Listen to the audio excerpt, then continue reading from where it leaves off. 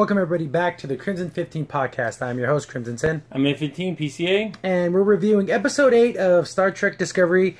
And it was a funny thing. Someone brought up in our comments last time that are the writers in a competition who can come up with the dumbest title? Yeah. And this is another one. I guess it starts out with Latin. I'm going to try my best. Vis Pacem Parabellum.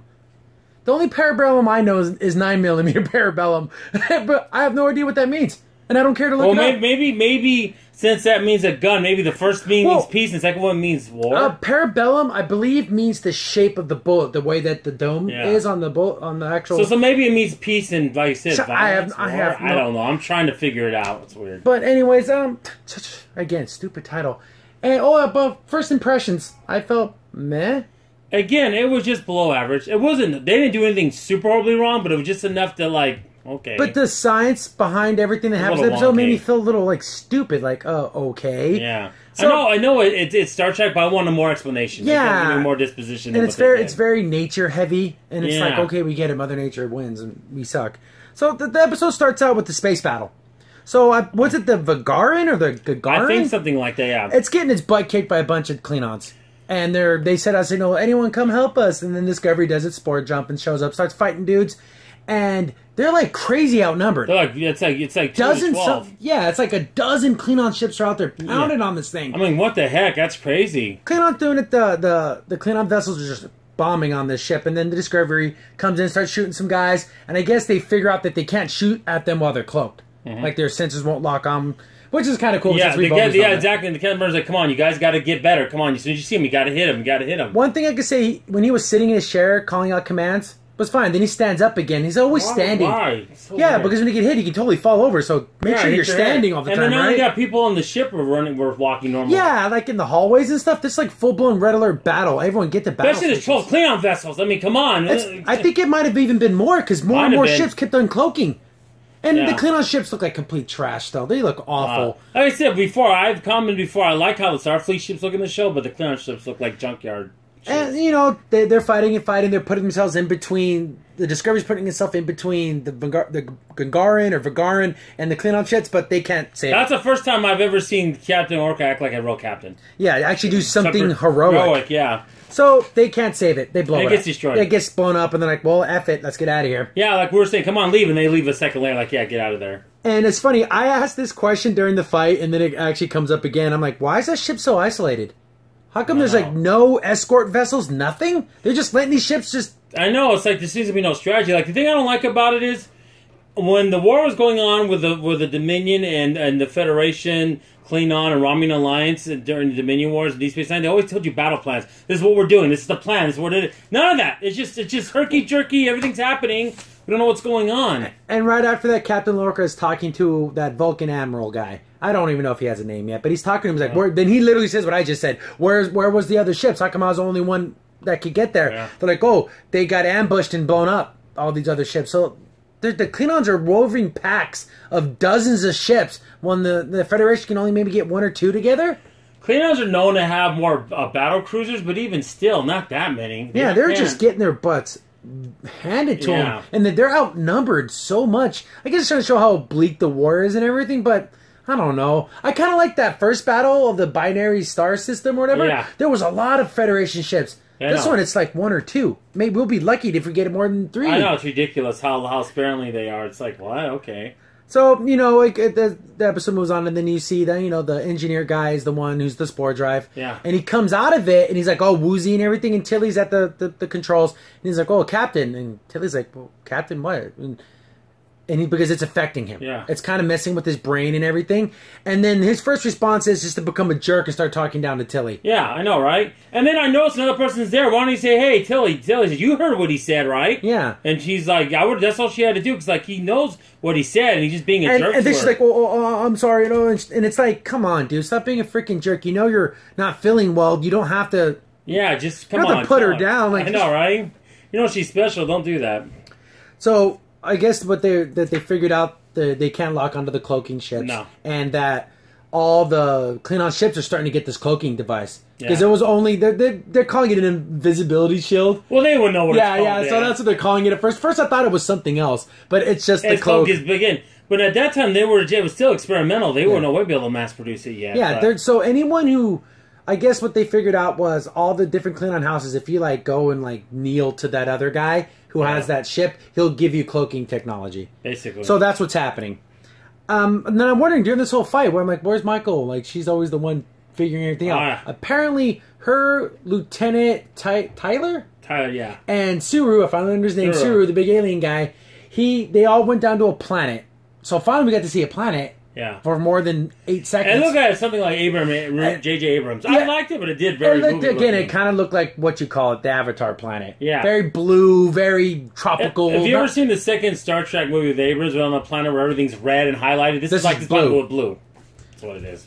So they're on this thing, and then it starts out with Michael doing like a mission brief or whatever. She's like talking to her, I guess her diary or whatever. Mm-hmm. And then she's like, oh, this planet and then the harmony. And then like, okay, we freaking get it. It's like a hippie poem. It's like, okay, we get it. You love the natures. And I guess this planet has like a crystalline structure. It's like a giant tower. Yeah. And I guess the whole plan is to use that tower to make a signal that will boost out in outer space, and then it would make the cloaking ships trackable. How would they even use this? Here's the thing: is this pulse is galaxy wide? I know, right? It did. So see, that's when we're talking about the science didn't seem to make any sense in this episode. And then they talk about Cyril. I could get there within 50 minutes. I guess this species really fast. Yeah. Well, then have them do it. We'll wait for you, Cyril. Go down there and figure it out. Why? He said he can run 80 kilometers per hour. That's hauling butt. That's 80 miles, dude. That's like cheetah speed. Yeah, so like, and I guess he's also because my species was bred into fear, and that we have to be able to run fast and fight and do all those things because we're constantly in fear. And that was like the theme of this episode was fear. Yeah, constantly in fear.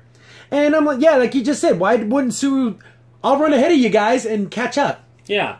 We have communications. At this point, they don't know if there's anything that could hurt them on this planet. Yeah. So why would they not do that? They're so weird. Yeah, exactly. So they're walking around and just talking, and then they run into like this. First, I thought it was the spores because it's the same color. They're blue. So apparently, this blue dust energy thing, it's alive. Yeah, and like Suru knew it right away. Like, okay, we'll just go with that. And then he's like trying to talk to it and stuff. And first I thought, what are these bugs? So apparently these things are alive, and then they quote whatever. It wasn't the Prime Directive, but it was like General Order 1, which is the correct term. What it means basically saying that you cannot talk to other entities if they don't have warp drive, but since they're non-corporeal, that doesn't count. Yeah, they're still like bugs. Yeah, you're not these aren't they don't have bodies, they're not humanoids. I mean, I don't think the Prime Directive applies to that necessarily. And then Sue was like, oh, they want us to go this way, and they're like, that's the exact opposite of the tower. So they just like abandon their freaking mission. Yeah. It's like, okay, so they go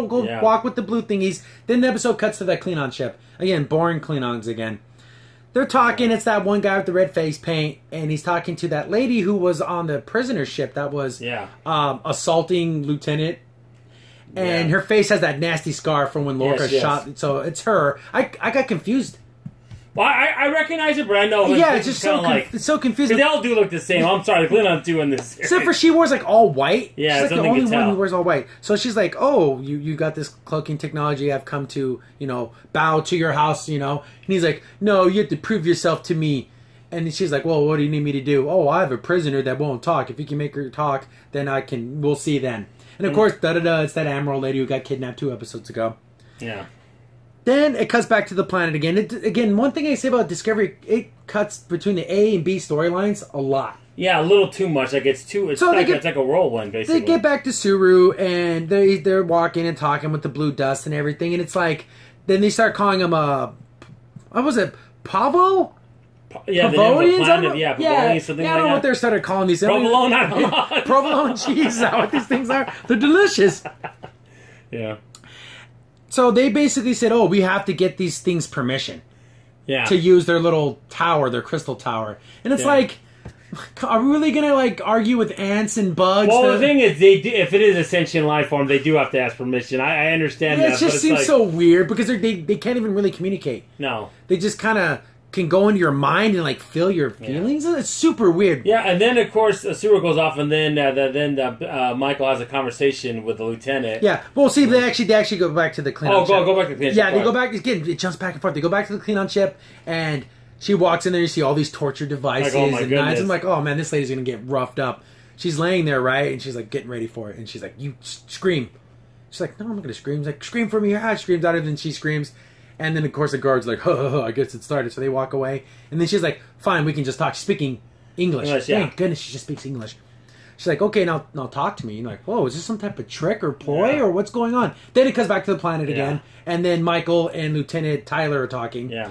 And we said that we like Tyler. Tyler's our favorite character. Yeah, so far he's he went down a notch. He did a little bit, yes he did. So he's talking about at the end of this war, I'm going to go fishing and, I got big plans for what I want to do. And Michael's like, well, my plans, I'm going to go back to jail. Right. Here's my question. After everything you've done for the Federation, I'm pretty sure they can... give you a stay. Yeah, they can clemency you might not ever get command, but you're going to be... you're not going to go to jail. Yeah, you're not going to jail.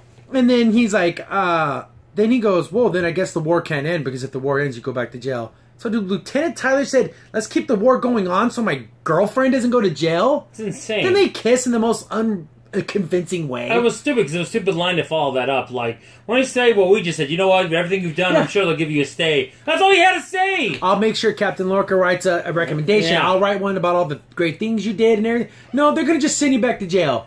Because remember, clearly that was the reason why Tom Paris wanted back to Earth, because you're not going to Earth now. They're going to put me back in that prison now. Everything you've done, I think they're going to let it go. It just seemed, it was such a... And then him saying he wants the war to continue just to make sure she doesn't go to jail. That's insane. And then the thing like, the needs of the many outweigh the needs of the few. Yeah, your girlfriend going to jail is worth way more than all these ships getting destroyed with thousands of lives. Exactly. With every battle, thousands of people are dying. But my girlfriend can't go to jail. I mean, you're such a cool character. Don't start turning now. Don't write him stupidly, please. But then she kind of convinces him otherwise. But the fact that he even said it—that's what makes it stupid. So freaking dumb. Yeah, very. Then we get back to the Discovery, and then I want to call her Lily, but Tilly confronts the engineer saying, hey, why are you being a jerkwad? She didn't say that, but she's like, you've been acting a little weird. Like, when you first got the spores, you were, like, super happy. Yeah. But now you're being a jerk again. Finally, someone calls this guy a jerk for what he is. And then he's like, I don't want to talk about it. You're dismissed. Like, wow, super jerk. Yeah, but she didn't leave. She sits there, and then he kind of breaks down. He's like, okay, what's going on? I'm actually getting hurt. Like, it's messing with my mind. I'm getting confused about, like, where I'm at. I don't know where things are happening. So I guess that thing's affecting time. Yeah, in his brain. And she's like, well, why don't you go tell the doctor? And the doctor's like his boyfriend or husband. They never acknowledge. They never acknowledge what their relationship is. They're together, but you don't know if they're married or not. That's weird. He's like, no, if I tell him, then he's obligated to tell Starfleet because this is a genetic experiment. Yeah, because the eugenics wars, you can't do that. Remember, there are a lot of new genetic experiments, but they still have to talk to this blue dust to get its permission.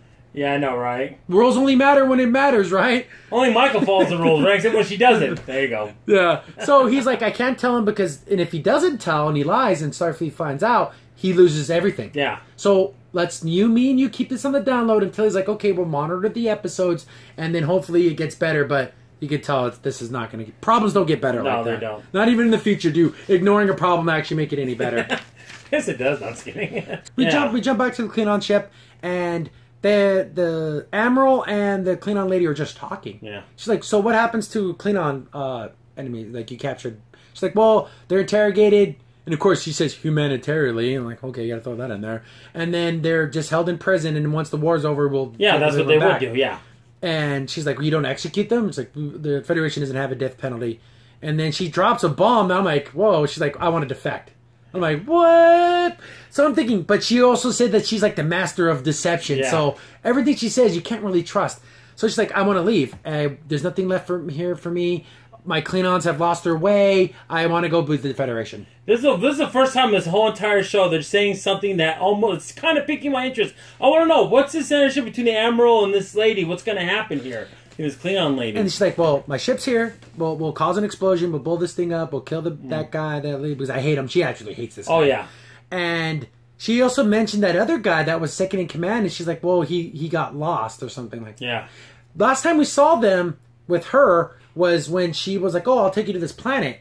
Yeah. And they'll show you things you've never seen before. Next time we see her, she's on that tortured ship, and now she's here. So what happened to that other guy? I don't know. That other Klingon, who knows? If he's still alive, who knows? Gotta be crazy. Because there's actually some weird little mystery that we're almost kind of interested in. A little mystery there. And then she's like, okay, we're getting as that admiral, I'll be like, okay, yeah, next time I'm in Starfleet, I'll let them know that you want to defect. But she's like, they kind of try to come up with the plan. This is after the commercial break. Yeah, this is, of course, the commercial break. So we get back to the planet again with Suru, Tyler, and Michael. Mm-hmm. And they're hanging out like in the blue dust led him to like this hut. It's like a plant thing. You think Yoda's gonna pop out any moment, but then he's like, oh, because Subaru's been communicating with this stuff like all the time. Oh yeah. And they're like, oh, does it have a vocabulary or anything? And he explains it as like, no, it's like they fill in your mind. And he goes on this long rant about how great and wonderful the communication is with the planet and the plants and the sounds. And it's like, okay, we get it. And I'm surprised he didn't whip out a doobie and smoke. It's like, okay, hippie guy, we get it. He gets on he starts getting a guitar out. He starts playing it. Okay, we get it. I'll sit around in my circle and his band now. I'm unplugged now, man. Then he said a line about like, while we sit out here in war, the Povans here are thriving in peace, and it's like, okay, what's it gonna do with anything? They don't have starships. They're not at war on another planet. It's not the same. Yeah, not even close. But you can totally tell Suru's getting affected by this stuff. And then they go, okay, they end up going to sleep, but then Suru, I guess he kept complaining about like the noise, the sounds, everything it's affecting him because he can sense everything. So he goes out into the forest and he's like, please make the sound stop. Of course, he has to be a little crybaby. Yeah. Then like the dust gets in him and like it totally gets like into his mind. That's like a mind meld. Yeah, basically. This is closer to a mind meld than the actual Vulcan mind melds in the show. I know, right? So I guess the blue dust learns him. Like it learns everything about him. And this whole race is based around fear, and it learns about his fears and everything. So they wake up the next morning, and he's like, oh, he's like super happy. And they're like, oh, Michael's like, oh, wow, how's that? You seem to be enjoying. He's like, oh, I've sent a communication to the captain. I'm like, what are you talking about? Oh, these creatures allowed me to use their thing, and I sent out a thing. He's like, but there's some caveats. Give me your communicators. Then they're like, okay. Then he just crushes them. I'm like, yeah, right there. I remember when he was acting like, this is not you. Like, right at that point, he basically went nuts. I'm like, why don't they just start shooting him? Like, yeah, casing? Exactly. Yeah, stun him. Yeah, and they don't do that, and they're just like, oh, kind of go along with it. But they're like, whoa, Suru's kind of out of his mind.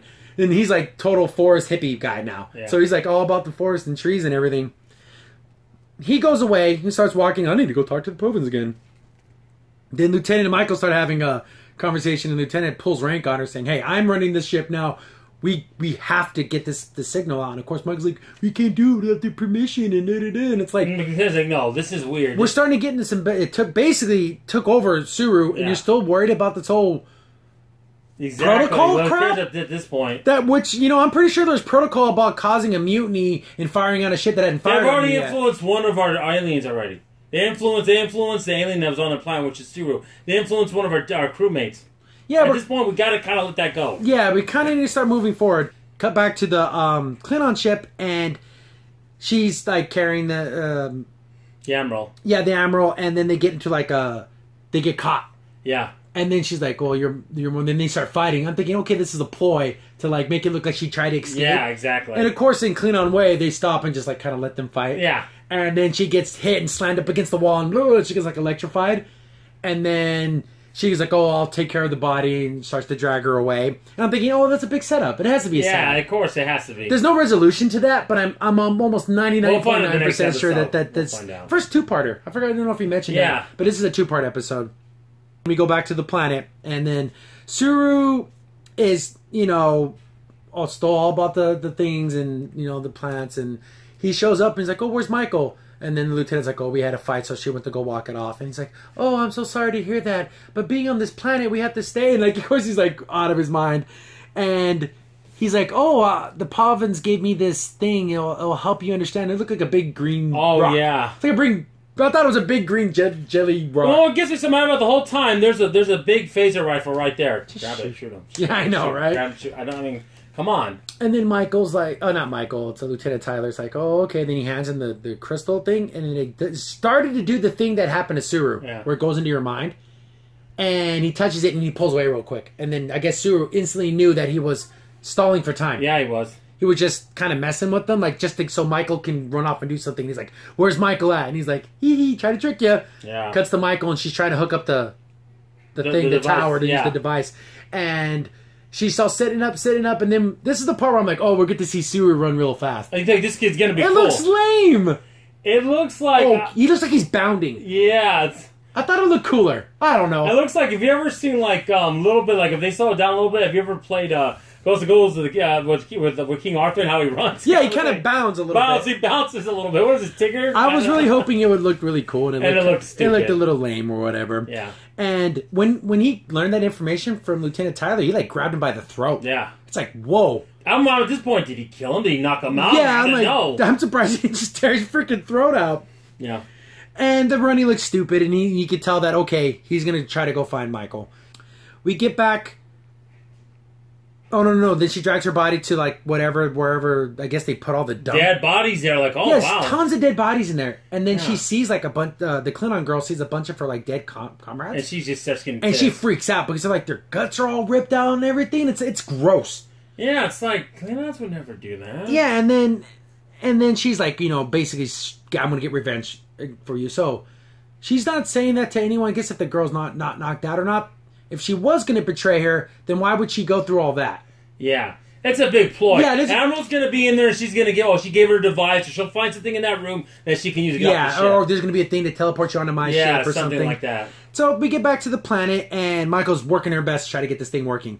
You think I thought she had it working right away, but I guess she was still tinkering with it. Suru shows up, and then she's like, no, Suru. She just barely gets a couple messages out saying, hey, discovery, and that was it, basically. Then Suru is on the attack, grabs her, throws her, and starts bashing the comm center thing. Yeah. And she gets there, finally, someone shoots Suru, and it's like, on stun, it just kind of barely affects him. But I wonder if that laser rifle would have did more damage. Yeah, like the actual... That one, Lieutenant had a chance to shoot him with. He gets shot multiple times, and he's still not down. He's weakened, but he's not down. And then she's like, freaking Suru, we can't stay here. Being here and being in the peace and everything's not... All the humans are going to... Federation's going to die. Yeah. And then he's like, no, don't take this from me. You take everything from me. Like, the whole captain of the... Yeah. Now you're taking this planet away from me. She's like, no, we got to make this work. And, then they're fighting again, and Lieutenant Tyler shows up with the blue dust. It, brought him there. Like, I guess he communicated with him, and they found out what he needed to do. I don't know, it's weird. They never explained, so he blue dust traveled. Yeah. Did he just materialize, or did it literally No, carry it looked like he materialized, like he just came out of matter, like some weird kind of transporter. Yeah, like an organic transporter. Yeah. Super weird. Then... all the blue dust and Michael's making her case. I know you want peace and harmony, but there's a race out there that doesn't want peace and harmony. We need you to help us to use your comm, make this pulse go out. Yeah. And then there's and I thought this was so wrong of Suru is literally pleading with them to not do it. Yeah, you're a Starfleet officer. What are you doing? Your loyalty is to the Federation, not to your own sick peace fantasy. You're a tree fan. Yeah. You're a tree god. Yeah, your tree fantasy. That really irked me. I didn't like that at all. Maybe he was influenced by the Empress, but at another point it's like, that's almost court-martial offense. Yeah. You're borderline here. Then the spores all start communing, and then they side with Michael. So they send out the signal, and then you hear the Discovery. Discovery, we have you, be prepared for transport. And there's Suru. No, he's literally on the ground like a little kid. So they transport him, then they finally get back onto the Discovery, and he's on his hands, and he's like a little crybaby. Oh, baby, it's so annoying. Then after that, they're in sick bay, and of course Suru has to be, because he got. And I don't say, it's weird. All this whole time, I thought he was being controlled. He's just influenced. I think he was being just influenced because Michael goes to talk to him, and he's like, my whole race is every second of my life I'm in fear. Yeah. When I was on that planet, I didn't feel fear for the first time. That's why he fought so hard to stay there. But still, come on. You not having fear means more than the millions of lives. Potentially even billions. Here's the funny thing about it. Why didn't Cyril say, you know what? You guys go. I'm going to stay here with these people. I found peace here for the first time in my life, and you go and use the device to help fight this war with the Klingons. But then he thought, the Klingons. That was his excuse. Was if the Klingons find out about this place, they'll come and destroy it. Well, yeah, but again, you can't worry about that. Yeah, this isn't like some battle, no, some border dispute. This is full blown extinction if the Federation loses. And the way it's going, the Klingons are kicking their butt every turn. Yeah. Like they're not winning any battles. They need this magical thing that's going to reveal the cloak. Like, it doesn't even make any sense. There's something out of like an old school anime from the 1980s. Yeah. It feels like it's so weird. So then, he says he's sorry, but then he's not sorry. Yeah. Yeah, it's kind of, it's weird. Tsuru, he was my favorite character in the very beginning. He's done. He's gone so down low, I don't like him. I think he's a little below Tilly. Yeah, he's right there with Tilly now. Lieutenant went down a little bit, but, he chose to do the right thing in the end. So we get back to the Klingon ship, and she basically is talking to the interrogator lady. He's talking to the Klingon thing. Well, I found out that the Discovery has this powerful weapon. If we capture it, we can have it. But didn't they already know that? I thought they did. Yeah, so I'm pretty sure that's basically what he says. You didn't give me any good information. And then she's like, well, if you don't think I gave you, then I'm just leaving. Then he's like, hey, come back. I'm going to make you part of my team. You're going to be part of my house. Part of my interrogation lady. Yeah. So he puts the paint on her, right? Because he has face paint. Yeah. And then he's like, oh, we actually knew you were lying the whole time. And it's like, why go through all that? See what we do to liars on this ship. And then... Why don't you just kill her? I mean, what's the point of all the false pretense? So they take her to go get, I guess, supposedly tortured or beat up or whatever. Then we cut back to the... Oh my God. It comes back to the Discovery. It is cool. And, Mike's on the bridge. And they're like, there's like a signal coming out. Oh, sorry. Right before that, the Klingons get... that signal from that planet, the Povo planet. I'm like, what? And like, what's going on? I thought it was supposed to show their cloaks, not. And then they're like, oh, it's an invitation. So these Povo thingies know how to speak Klingon? And know how to communicate with them so easily. Maybe when they interfaced with Suru, they learned English. Okay, yeah, but but we're starting to... I'm trying to guess here. That's a bit of a reach. We're starting to get in the reach territory here. How that signal, and they knew it was an invitation. Yeah. Maybe it was just some random sounds, but why would they go? Yeah, it's so they just assumed it was somehow they figured out it's an invitation. We get back to the Discovery, and then Captain's like, this stupid thing isn't working. And Michael's like, what are you talking about? Yeah. It was working. They said they would help us. Yeah. He's like, no, now it's just sending out two messages. One to us, and one to the Klingons, inviting us both to this planet. And then Michael's like, oh, crap, these stupid things think that if they can bring us together, there'll be like peace and harmony. They don't understand. They don't understand how ruthless the Klingons are. No, they don't. So they're like, well, the only thing between us and these Povin things is the Discovery. Yeah. So this Klingon ship's going to show up, this same Klingon ship that's been kicking butt all over the place. And somehow they can't get another Federation ship. Yeah, so I'm assuming no other Federation ship's going to show up. It's going to be a 1-on-30 fight again, and that's how the episode ends. So we got a two-parter here. Exactly. Wouldn't it be cool if somehow they could get those affected things and affect the Klingons and make them more peaceful? I'm guessing what's going to end up happening. But I know that's not going to happen, but that would be nice. This is my prediction for the next episode. The Povins help them, disable their cloak, they start firing on the ship, they get away, but then the Povins are like, no more helping. We helped you this one time. And that's why we've never heard of this way to disable cloak. Yeah. When we've had this in Next Generation and I know, right? Deep Space Nine and all these other things. We would have sport drives in Next Generation if they had this.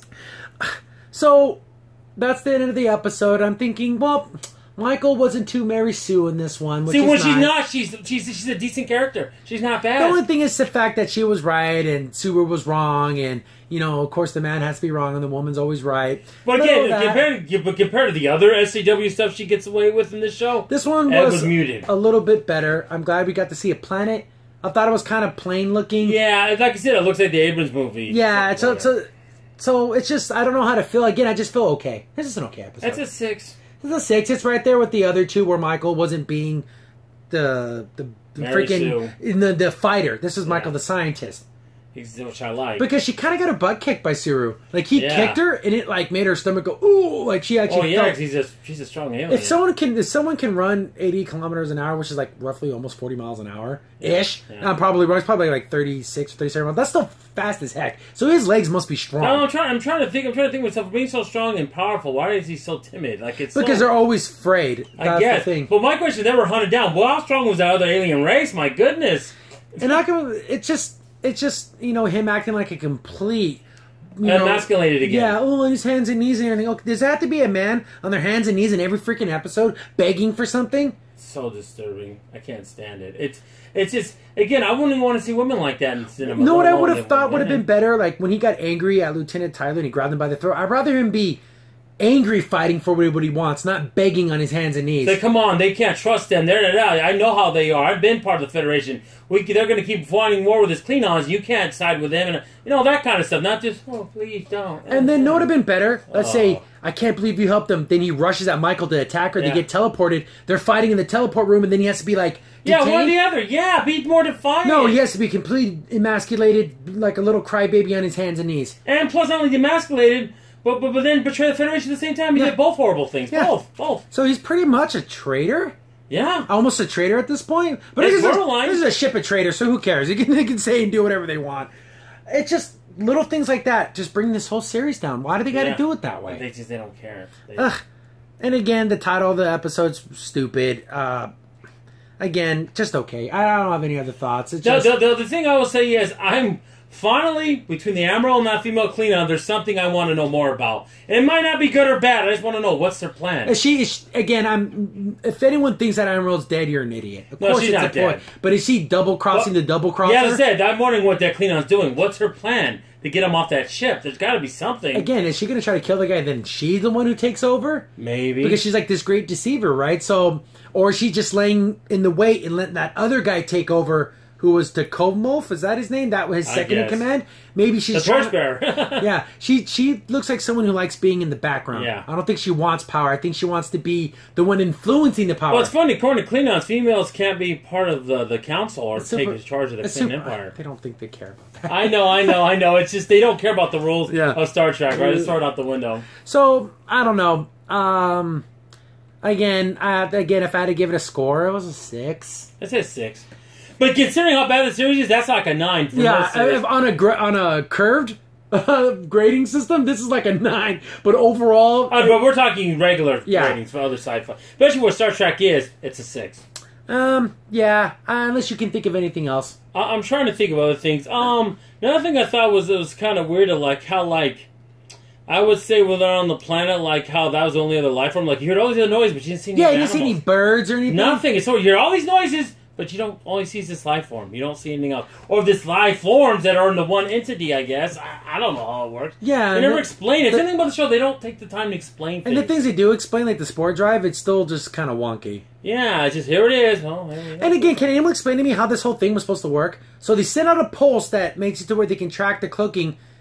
Is this pulse a galaxy pulse? Why don't we make more sense of they give permission to take the crystals off this thing. There's a lot of crystals, and each crystal can make a pulse wave that you can do that. I mean, make some more. That's more science. Yeah, make it to where they have to explode one of those crystals in the area. Then when they're having a battle, it disables cloaking. Or have it even connected to their ship, and they can use their deflector shield to make a pulse so they can see it, give me some science behind it. I know they already did this whole, killing an animal for a best thing, but maybe that was the reason why they had to stop using it. It was draining these. But they already did that storyline with the whole, spore drive. Yeah, I know. So you can't do that. So you can't repeat the story, but how is it supposed to work? Trick the Klingons into coming into the system and then show, you can't fight him anymore else? Wouldn't it be they do that, and then the spore, that thing, crystal can get the cloaking frequency, and then all the Federations get it. Something that has some science behind it. Yeah, they kind of don't really. They do a terrible job of explaining. This isn't Star Wars. You have to give me some explanation behind the science. I'm sorry, I love Star Wars too, but I'm just saying it's a different kind of show. So in movies when it comes to that. the failure of the science, Suru acting like a complete freaking garbage, and Lieutenant was blending me down. The Lieutenant, the whole war comment brought me down. The only part that actually was the best was the Klingon and the Admiral. Because I just want to know the Klingons' plan. I like escape plans. I do. I like that too. How they get around it. Maybe that's more of that than actually being the episode. But that's one of the strongest points in this whole series so far that I'm even remotely interested in. So predictions. No way that Admiral's dead. I don't know if our Klingon friend is a friend or a foe. I'm pretty sure she's still a foe, but. Yeah. The enemy of my enemy is my friend at this moment. At this point, she wants to get revenge. All she cares about, I'm going to get this jerk for killing my friends. Yeah, and gutting him. The guy was cut in half. Yeah, there was guts everywhere and stuff. I don't never want to see the inside of a Klingon. Ugh. No. So, I think that's about it. I think that's all I could say. It is what it is. It's Star Trek Discovery. It's not even touching over right now, so... Yeah. When it comes in terms of story. So, I've been your host, Crimson Sin. I'm N15BCA. Thanks for watching. See you later. Bye.